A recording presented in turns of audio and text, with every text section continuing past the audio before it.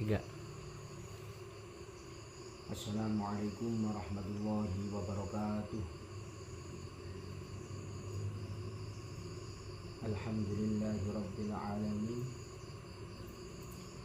Alhamdulillahil karimil mannan bil fadli wal in'am war ridwan alladzi manna alaina bil iman wal islam wal ihsan. فجعلنا من أتباع رسوله سيدنا محمد سيد ولد عدنان والصلاة والسلام على سيدنا محمد المختار ذي السماء والأنوار وعلى آله وصحبه الأخيار ما أظلم ليل وأشرق نهار أما بعد.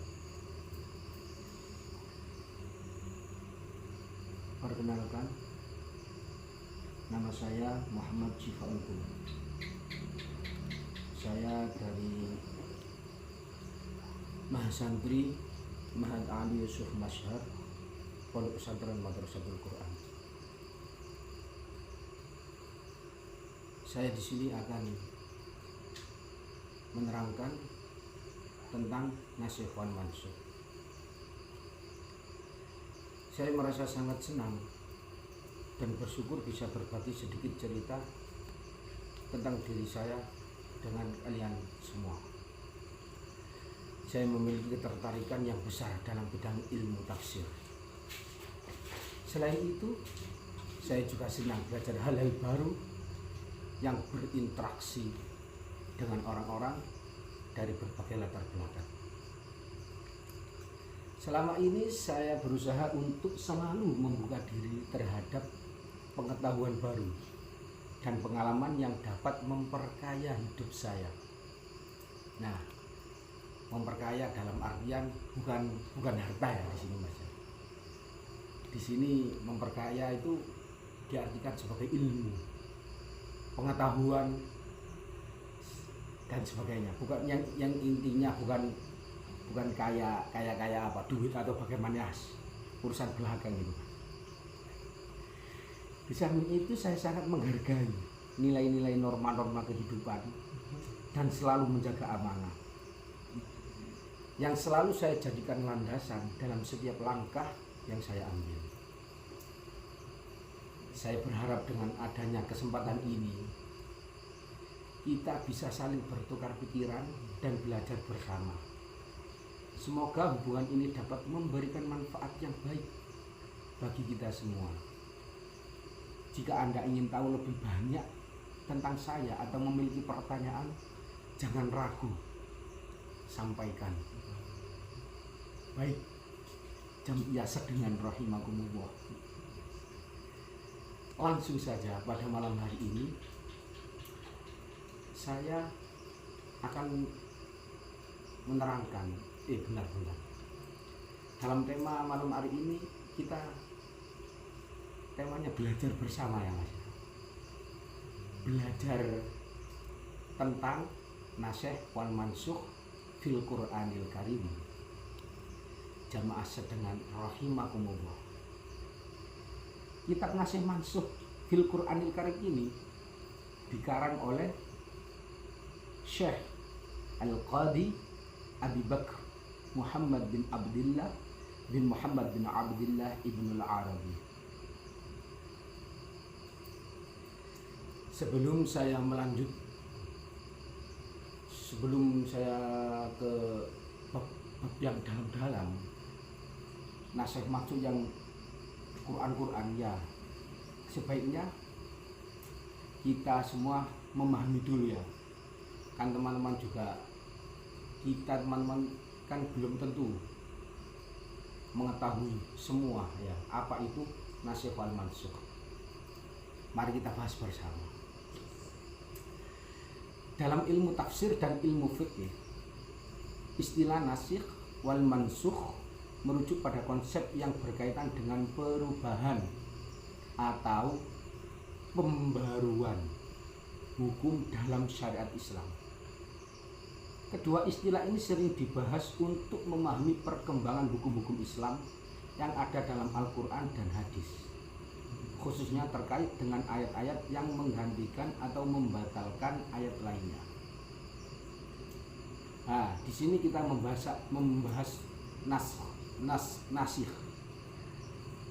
Nasikh istilah yang digunakan untuk merujuk pada ayat atau hukum yang menghapus atau menggantikan hukum sebelumnya dalam konteks Al-Quran.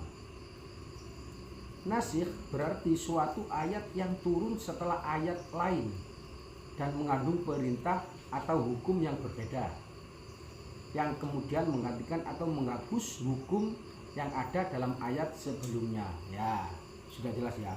Nasikh ini menghentikan hukum ayat sebelumnya. Nah, nasikh ini jadi yang terbaru gitu Mas. Nasikh itu. Yang kedua mansukh. Mansukh coro gampangan itu yang dihapus. Nah, mansukh ini merujuk pada ayat atau hukum yang dibatalkan atau dihapuskan oleh ayat nasikh. Nah, tadi yang menghapus tadi nasikh, yang dihapus mansukh. Nah, gitu ya Mas. Nah, yang nasikh juga begitu, menghapus ayat yang sesuai. Jadi masih dalam satu konteks gitu Mas. Contoh, saya akan kasih contoh yang lebih umum ya. Biasanya yang berada di sekitar kita, yang hampir kita pahami.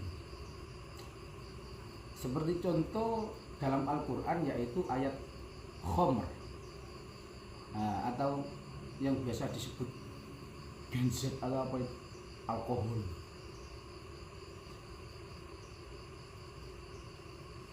Ayat khomer ini sudah dibahas dari dulu Mas. Ya sejak ayat Al-Quran turun ya. Nah, pertama ini ayat yang pertama turun pada awal Islam, umat Islam diberikan kelonggaran. Ya, ini ayat pertama mansukh yang belum melarang khomer secara terbatas, yaitu ayat khomer yang terdapat dalam surat Al-Baqarah ayat 219 yang berbunyi yas'alunaka 'anil khamri wal maisir qul fihima itsmun kabir wa manafi'u lin-nas wa itsmuhuma akbaru min naf'ihima wa yas'alunaka madza yunfikun qulil 'afw kadzalika yubayyinu Allahu lakumul ayati la'allakum tatafakkarun. Yang artinya, mereka bertanya kepadamu tentang khomer dan penjudian. Katakanlah, pada keduanya terdapat dosa besar dan beberapa manfaat bagi manusia, tetapi dosanya lebih besar daripada manfaatnya. Nah, bisa kita pahami. Ayat pertama yang turun ini ayat yang santai awalnya itu. Saya sukanya di sini ketika membahas nasikh mansukh dalam khomer itu Mas. Gak mungkin kan kita kalau kita punya teman pemabuk, peminum dan sebagainya, kita langsung haram. Pasti teman-teman sangat marah lah sama kita itu. Saya sukanya di sini. Yang pertama kali turun itu ayat santai. Jadi nggak ada, pertama ini nggak ada larangan, cuma dijelaskan bahwasannya dosanya itu lebih besar daripada manfaatnya. Nah, terus kemudian dinasikh oleh ayat setelahnya. Nah, ini nasikhnya ini nasikh sedengan ngarani aja. Jadi tengah-tengah gitu, nggak terlalu santai dan nggak terlalu kasar, nggak terlalu tegas gitu. Kalau bahasa saya pribadi ini sedengan ngarani aja. Yang berbunyi Bismillahirrahmanirrahim. Ya ayyuhalladzina amanu la taqrabus sholata wa antum sukara hatta ta'lamu ma taqulun wala junuban illa 'abiri sabil hatta taghtasilu wa in kuntum marda aw 'ala safarin aw jaa'a ahadun minkum minal ghaib aw lamastumun nisa falam tajidu ma'an fatayammamu sa'idan thayyiban famsahu biwujuhikum wa aydikum innallaha kana 'afuwan ghafura. Yang artinya, wahai orang-orang yang beriman, janganlah mendekati sholat sedangkan kamu dalam keadaan mabuk sampai kamu sadar akan apa yang kamu ucapkan, dan jangan pula menghampiri masjid ketika kamu dalam keadaan junub kecuali sekedar berlalu saja sehingga kamu mandi junub. Jika kamu sakit sedang dalam perjalanan, salah seorang di antara kamu kembali dari tempat buang air atau kamu telah menyentuh perempuan sedangkan kamu tidak mendapati air, maka bertayamumlah kamu dengan debu yang baik. Usaplah wajah dan tanganmu dengan debu itu, sesungguhnya Allah Maha Pemaaf lagi Maha Pengampun. Nah, di sini menasih ayat sebelumnya, janganlah mendekati sholat sedangkan kamu dalam keadaan mabuk. Nah, di sini gak boleh. Belum haram ini, masih dilarang-larang yang sedemikian rupa.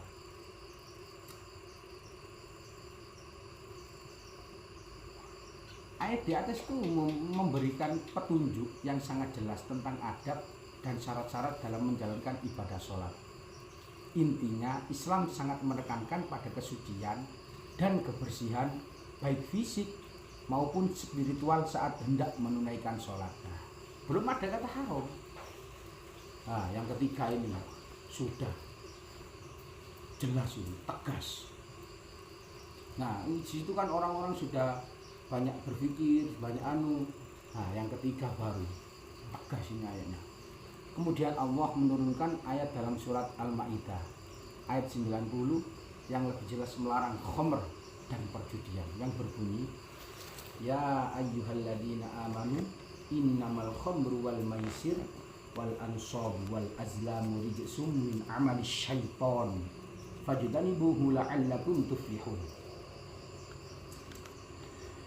Hai orang-orang yang beriman, sesungguhnya khamr, perjudian, berkorban untuk berhala dan meramal nasib dengan anak panah adalah kotoran dari perbuatan syaitan. Maka jauhilah perbuatan-perbuatan itu agar kamu mendapat keberuntungan. Nah, jelas ini perbuatan-perbuatan syaitan dilarang oleh Allah untuk kita mengikutinya.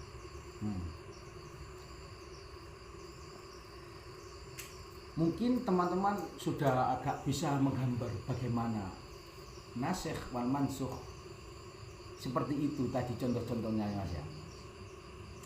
Perbedaan antara nasikh dan mansukh sangat penting dalam studi tafsir karena membantu memahami dinamika perubahan hukum dalam Islam, baik itu dalam bentuk peringatan, pelarangan, ataupun perintah yang lebih sesuai dengan keadaan umat pada waktu tertentu. Dalam hal ini, nasikh menunjukkan adanya pembaruan hukum yang disesuaikan dengan perubahan zaman. Sedangkan mansukh merupakan hukum yang tidak lagi berlaku karena telah digantikan oleh ketentuan yang lebih baru. Dalam praktek fikih, para ulama berusaha memahami ayat-ayat nasikh dan mansukh untuk memastikan bahwa umat Islam dapat mengikuti hukum yang berlaku sesuai dengan waktu dan kondisi yang ada, tanpa mengabaikan prinsip dasar syariat Islam. Kesimpulan, nasikh dan mansukh adalah dua konsep penting dalam memahami dinamika hukum Islam. Nasikh adalah ayat atau hukum yang menggantikan atau menghapus atau memperbarui hukum sebelumnya. Sementara mansukh adalah ayat atau hukum yang dihapus atau digantikan oleh hukum yang baru, digantikan oleh naskh tadi. Nah, proses perubahan hukum ini tidak menandakan inkonsistensi dalam ajaran Islam, melainkan sebuah bentuk adaptasi hukum yang fleksibel terhadap perubahan zaman dan kebutuhan umat. Oleh karena itu, memahami nasikh dan mansukh tidak hanya penting untuk mengerti sejarah hukum Islam, tetapi juga untuk menerapkan hukum yang tepat sesuai dengan kondisi yang ada. Nah, sebelum saya melanjutkan ke lebih dalam lagi, kayaknya ini butuh pelancaran ini Mas. Nah, ini kopi dulu. Bismillahirrahmanirrahim.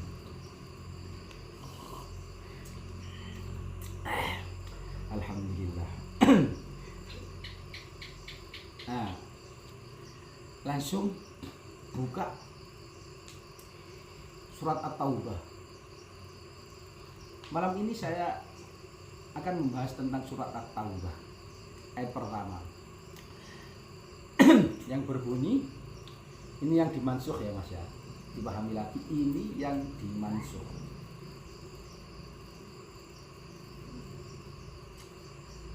A'udzu billahi minasyaitonir rajim. Bara'atum minallahi wa rasulih ilal ladzina ahadtum minal musyrikin.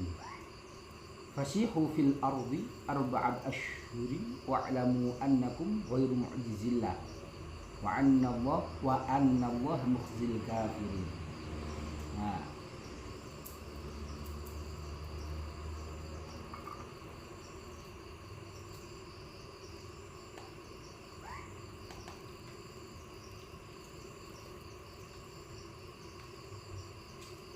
sebentar ya Mas ya, kayaknya ini ada gangguan.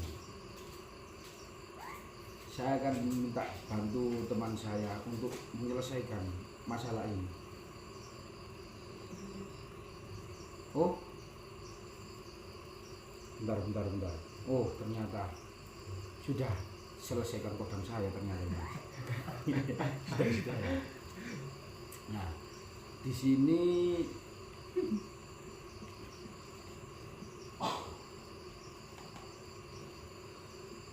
terus ini fasihu fil ardi arba'at asyhurin wa'lamu annakum ghairu mu'jizillah wa anna Allah mukhzil kafirin. Satu, ayat ini berasal dari salah satu surat terakhir yang diturunkan dalam Al-Quran, yaitu surat At-Taubah.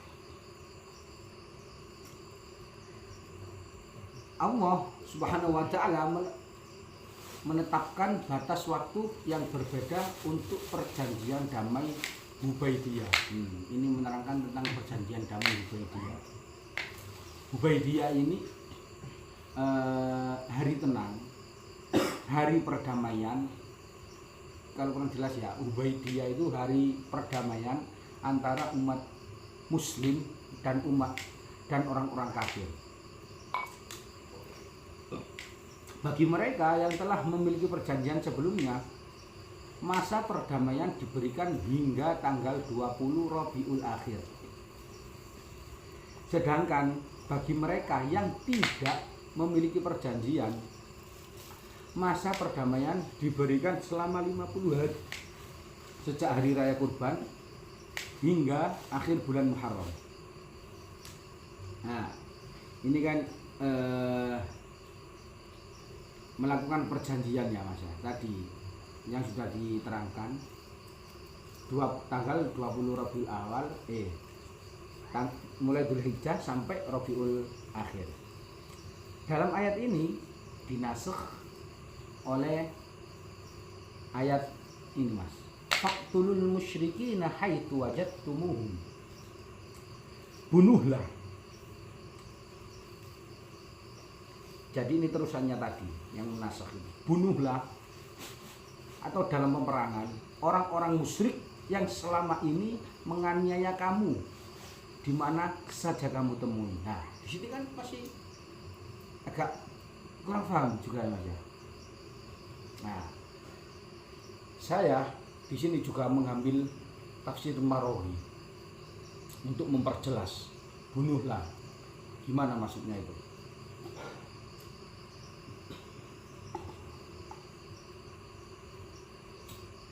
Di sini kan terdapat perdamaian ya Mas ya, perdamaian. Kalau hari-hari perdamaian, kalau ada orang-orang yang resek dan sebagainya, ini jika telah habis bulan-bulan haram, bukan gitu. Maksudnya ini jika telah habis bulan-bulan haram, maka bunuhlah orang-orang musyrik di mana saja kamu menemukan mereka, dan tangkaplah mereka, kepunglah mereka, dan siapkan untuk mereka segala macam pengintaian. Jadi kalau ini kan bulan-bulan haram, setelah tidak boleh terjadi keributan dan segala macamnya tentang pembunuhan atau kekerasan, tidak boleh. Kalau kita mau orang-orang musyrik itu gara kita mau membunuhnya setelah perjanjian harusnya Mas, seperti itu. Qatalahum fi ayyi makan wajadu fihi min hal wa haram.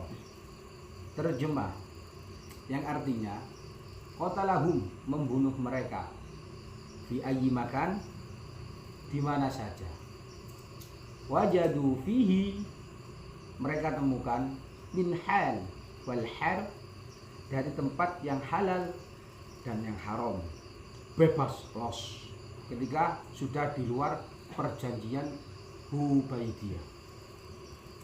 Mereka orang-orang muslim membunuh orang-orang musyrik di mana saja mereka, di mana saja mereka menemukan orang-orang yang melawan, baik di tempat suci maupun yang tidak suci, hukumnya boleh. Lanjut,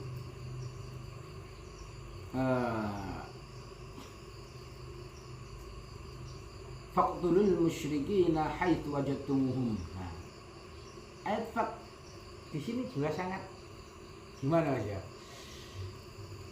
Saya pernah tanya guru saya tentang ini, faqtulul musyrikin. Dalam faqtulul musyrikin ini, pertama tadi ada yang menasakh, dan juga faqtulul musyrikin ini juga jadi mansukh. Ternyata itu ada, itu seperti itu. Nah, di sini faqtulul musyrikin itu menjadi ayat yang ayat mansukh, nantinya akan dinasakh oleh ayat setelahnya. Nah,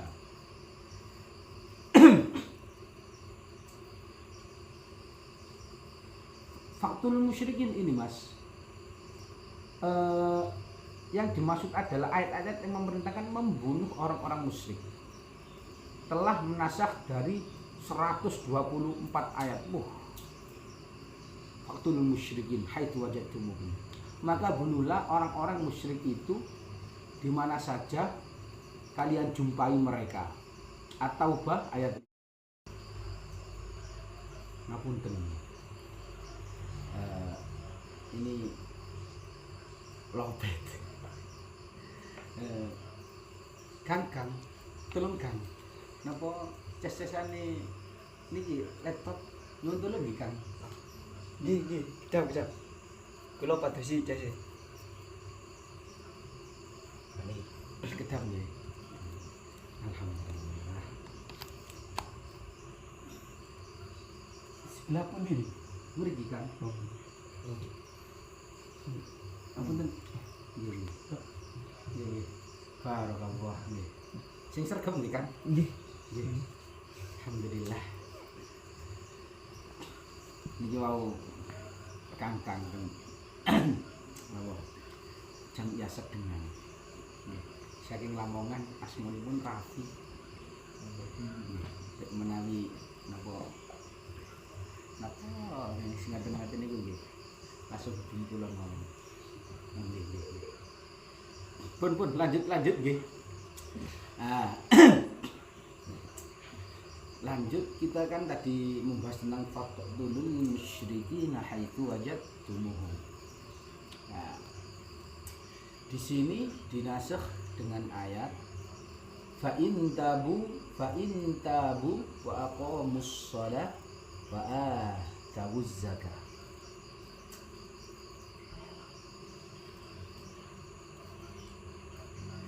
Ayat terakhir yang dimaksud adalah ayat yang memberikan kesempatan kepada orang-orang musyrik untuk bertaubat, menjadi pencabut hukum dari ayat sebelumnya. Nah, jadi ayat ini itu menasakh ayat fa'in tabu. Jika mereka bertobat, mendirikan sholat dan menunaikan zakat, maka berilah kebebasan kepada mereka untuk berjalan. Sesungguhnya Allah Maha Pengampun lagi Maha Penyayang. Jadi tidak harus dibunuh orang-orang yang seperti itu. Turun fa'in tabu. Orang-orang yang seperti itu juga punya hak untuk bertobat. Ya Mas ya, bertobat, mendirikan sholat. Maka untuk membunuh tadi sudah tidak berlaku ketika mau bertobat. Kalau tidak mau ya faqtulul musyrikin lagi. Lanjut, illal ladzina ahadtum indal masjidil haram famastaqamu lakum fastaqimu lahum. Nah, ayat ini ayat mansukh. Kecuali orang-orang yang kalian berjanji dengan mereka di dekat Masjidil Haram. Artinya, bagaimana mungkin orang-orang musyrik dapat memiliki perjanjian yang dapat dipercaya, mengingat kecenderungan mereka untuk berkhianat, kecuali orang-orang yang kalian berjanji dengan mereka di dekat Masjidil Haram, yaitu Bani Kinanah dan Bani Damrah. Mereka termasuk di antara orang-orang yang tepat memegang teguh perjanjian. Mereka tidak ikut serta dalam pelanggaran perjanjian antara Rasulullah Sallallahu Alaihi Wasallam dan Quraisy, orang-orang Quraisy pada saat Hudaybiyah. Ayat ini menjelaskan bahwa umumnya orang-orang musyrik tidak dapat dipercaya dalam perjanjian. Itulah orang-orang musyrik itu, nggak bisa dipercaya semuanya. Kejam. Namun ada pengecualian, yaitu Bani Kinanah dan Bani Damrah. Mereka tetap setia pada perjanjian mereka dengan Muslim, sehingga mereka dikecualikan dari sifat umum orang-orang musyrik yang suka berkhianat. Orang-orang musyrik yang suka berkhianat. Hudaybiyah adalah sebuah perjanjian damai ditandatangani antara Nabi Muhammad. Oh iya, yang tadi ya Mas ya, saya jelaskan lagi supaya lebih jelas. Hudaybiyah adalah sebuah perjanjian damai yang ditandatangani antara Nabi Muhammad Sallallahu Alaihi Wasallam dan pemimpin-pemimpin Quraisy Makkah pada tahun ke-6 Hijriah, yaitu 628 Masehi. Perjanjian ini merupakan salah satu peristiwa penting dalam sejarah Islam karena menandai titik balik dalam perjuangan Nabi Muhammad SAW untuk menyebarkan Islam. Nah, perlu dipertegas lagi yang di sini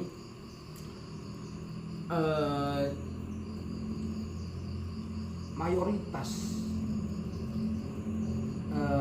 hampir keseluruhan orang-orang musyrik yaitu tidak dapat dipercaya, selalu melanggar janji, selalu berkhianat, selalu pokoknya orang-orang musyrik itu. Nah, terkecuali yang di sini tadi dijelaskan, yaitu Bani Kinanah dan Bani Damrah. Cara gampangane iku nek dibuat contoh dalam sekitar itu gimana ya? minoritas, maksudnya minoritas gini, maksudnya ketika saya bertempat di Jombang, contoh ya, Jombang, khususnya di Tebu Ireng, di sekitar ya Tebu Ireng kan terkenal Islamnya kental banget ya, pasti Islam, dan Islamnya merangkul bukan memukul di Tebu Ireng. Di dekat Tebu Ireng itu ada kaum musyrik. Nah, tetapi kan dekat dengan Tebu Ireng, jadi mereka merasa nyaman gitu, nggak ada perseteruan, tetap saling bertoleransi, cara damai-damai lah mas. Kecuali yang jauh-jauh dari Tebu Ireng tidak itu bisa yang berkhianat, yang kafir yang kafir apa itu simbol itu pokoknya ini itu umumnya wong kafir, umumnya wong musyrik yang unik berkhianat dan sebagainya. Nah, ayat illal ladzina ahadtum indal masjidil haram famastaqamu lakum fastaqimu lahum, ini dinasakh lagi, dinasakh sama faqtulul musyrikin haitsu wajadtumuhum. Nah, tadi di atas sudah diterangkan bahwasannya faqtulul musyrikin ini menasakh 124 ayat dalam Al-Qur'an. Jadi ya banyak, jangan kaget kalau ada ayat terus dinasakh dengan faqtulul musyrikin dan sebagainya, karena sudah diterangkan tadi ya dalam Al-Quran. Faqtulul musyrikin menasakh 124 ayat tadi. Nah, itu tadi yang keterangan di atas ya, jelas ya. Akan tetapi kembali lagi, faqtulul musyrikin ini dinasakh juga sama fa'in tabu, sudah diterangkan tadi ya. Fa'in tabu, jika mereka bertobat dan mendirikan sholat dan zakat dan sebagainya, melakukan hal yang baik oleh orang Islam, ya tentu jangan dibunuh. Semua ada kesempatan kembali kepada Allah Subhanahu wa Ta'ala. Jika mereka bertobat, semua dosa-dosanya akan diampuni oleh Allah Subhanahu wa Ta'ala. Nah, mungkin ini yang dapat kami sampaikan tentang nasikh wal mansukh fil Qur'anil Karim. Kalau ada keterangan saya yang salah, keterangan saya yang kurang difahami atau bagaimana ya, mohon maaf, karena ini sama-sama belajar. Tolong kalau saya salah diingatkan ya, jangan dicelah. Kita sharing, kita ngopi, kita ngobrol, yang mana kesalahannya nanti saya benarkan dengan rendah hati, saya akan menerimanya. Mungkin hanya itu yang bisa saya sampaikan ya mas, tentang nasikh wal mansukh dan fil Qur'anil Karim. Kurang lebihnya mohon maaf yang sebesar-besarnya. Wabillahi taufiq wal hidayah wa ridha wal inayah. Assalamualaikum warahmatullahi wabarakatuh.